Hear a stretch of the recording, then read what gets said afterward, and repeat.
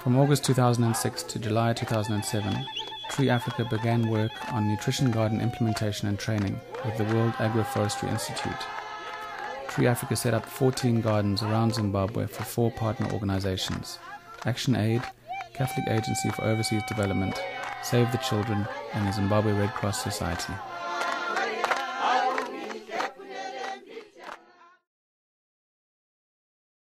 This morning we're just covering the issue of designing land.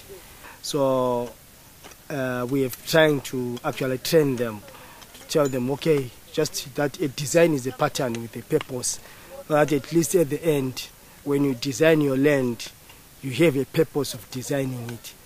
Is it for capturing of the water? Is it for letting the water out? Is it for conserving of the soil or for conserving the water? Those are the main issues that we're actually looking at. And also the designing of the plants into their designs or into their gardens or beds.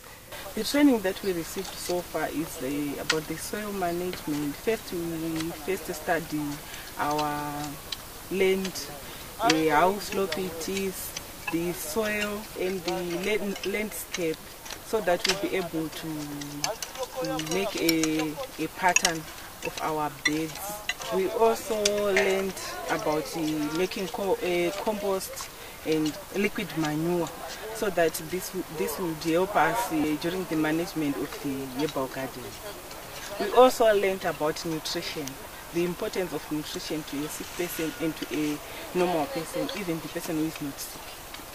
Okay, today what we're going to be planting, some moringa, and there are going to be different types of herbs. For example, 25 varieties that we're going to show them how they're going to plant them. They're not going to plant them in the usual manner, maybe only herbs alone, but companion planting, so that maybe those pests that are particular to certain vegetables may be repelled by other herbs.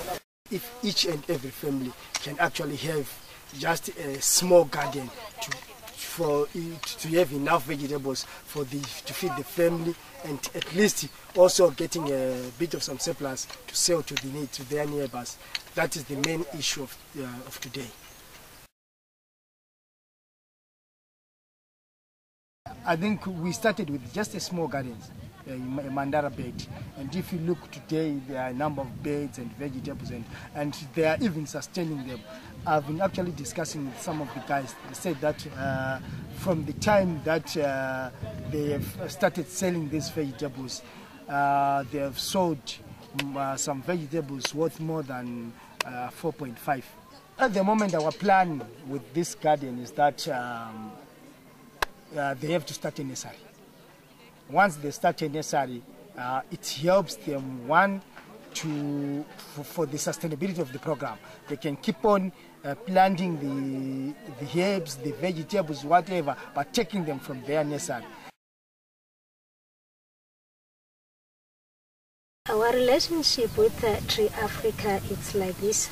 Actually, we are an implementing partner for Action Aid in the program like food relief and then the low input gardening. But this one, since it's a start, we had to put it as our demonstration garden, because they train the people, they have to go back and train their people there in their communities. And then also we felt that's where we'll be getting our seeds for other gardens. Once the people are trained there in their homes, we would want them to start those herbal gardens, so they'll get the seeds here and then they plant in their homes. Okay, we are at one of our first gardens which we established as Tree Africa in the different trainings. So this garden was established sometime in early November. So you can see, I think it's about 5 months old now. So after it was established, we established it in partnership with Action Aid, one of our different partners. So our other goal was actually try to enhance the quality of life of these people by providing them with some of these herbs, particularly moringa, which is also high in nutrients.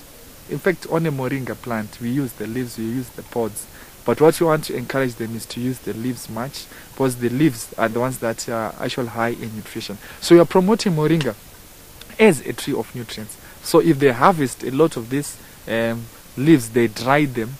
If they dry them, that will mean it will stay for something for up to 3 months, and they might use it in their varied dishes as spices. So that will actually improve the quality of their diets. So we want actually also to train them how they can actually cook using what? Using herbs, as opposed to just using herbs only for medicinal uses, but actually as nutritional supplements. We have a second round of training, which is the first 2. We're going to train them in nursery techniques. So if we train them in nursery techniques, they will then be able to have their own nursery, which actually ensures sustainability on their part, so they may actually produce more seedlings and also even provide to the surrounding community.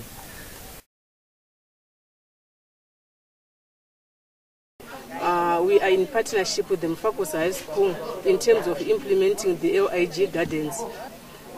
We started this mandala bed with the Action Aid in January 2007 in partnership with Tree Africa to cultivate some of the herbs and vegetables in the gardens.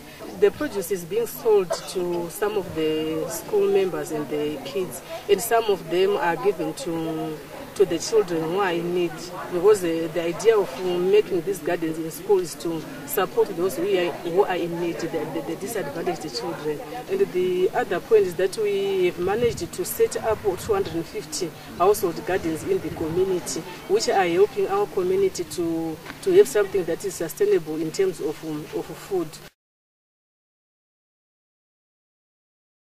We are in second row best care, doing second phase training on food utilization, food processing, and drying. So today we are focusing on the cooking sessions where we'll be utilizing some herbs for spices and using actually preparing traditional dishes.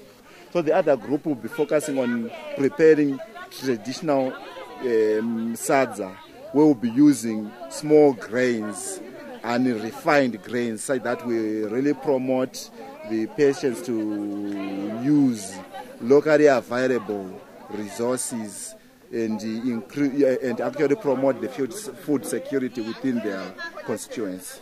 A lot of people have moved away from their traditional practices. They've adopted the modernized aspects, which some of them, they are no longer using peanut butter for their daily meals, but they have substituted peanut butter with cooking oil, which they are abusing because they use more than they are supposed to be using. Frequently they get a running stomach, they get diarrhea because of abusing of the cooking oil. So we are trying to reintroducing the practice which they are no longer using. And some of the aspects which they are ignoring, they are going for the refined meal, which is more expensive and with reduced nutrients. We are in the middle of our garden, our herbal garden, that is manned by our volunteers, by 15 volunteers that we have trained there. And we were helped to establish garden by Tree Africa, that they did the training, and also helped us to set up the garden as well. This garden is very useful for us because we are taking care of clients, that means people that are sick, and most of these herbs, they help them with minor ailments that they might have. So what do you think, as good as this garden is now, do you think there are some ways that we could improve it still? Yeah, I think there's actually a lot to be done. If we could introduce some beehives and some fruit trees within this garden. Then the other thing also is at least if we can put some small livestock, because small livestock, they are actually good to incorporate in these gardens. In terms of limited water strategies, maybe looking at using the bamboo watering, the clay pot watering, the bottle watering. I think those are some of the things that you can actually bring in. What do you think about if we end this project the way the project was planned, and then we don't come back anymore to these gardens? Do you think they'll be able to carry on? You know, the problem with the communities is sometimes if they know that the fund is no longer there, there's no one to monitor us, there's no one to help us out, and sometimes this project will just go down. Yeah, and for a year, I think it's not a good time for an organization to leave, or a funder to leave an organization. There's no sustainability in that. The best way is, at least if we can take 3-4 years together with the community, helping the community, establishing a number of individual projects within the communities, then at least at the end you can say, yeah, there's sustainability.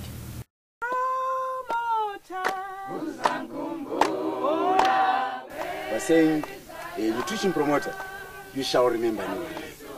Just in future I shall remember. But today, just make me happy.